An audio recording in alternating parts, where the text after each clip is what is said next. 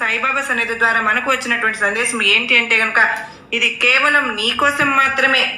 నాపై నమ్మకం నిజమైతే నువ్వు తప్పకుండా ఇది వినే తీరుతావు అని చెప్పి బాబా వారు మనకు ఈరోజు ఒక చక్కటి సందేశం ద్వారా మన ముందుకైతే వచ్చారు. ఫ్రెండ్స్, సందేశం ఉన్నట్టయితే ఈరోజు ఈ సందేశాన్ని నువ్వు తప్పకుండా వింటావు.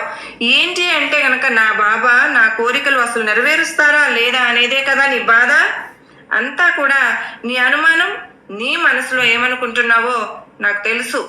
నీకు నాపై అపారమైనటువంటి నమ్మకం ఉంది, కానీ ఏదో ఒక మూల ఒక చిన్న అనుమానం కూడా ఉంది.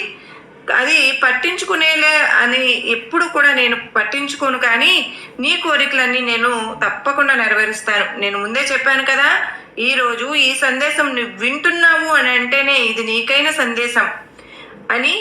నీ కర్మలన్నీ తొలగిపోయాయి కనుకనే ఈరోజు ఈ సందేశం నువ్వు వింటున్నావు. నీకున్న అనుమానం ఒకటి ఉంది, అది అతి త్వరలోనే నువ్వు తెలుసుకుంటావు. నీ కోరికను నా అనుమానం మాత్రమే. బాబావారు నాతోనే ఉన్నారు.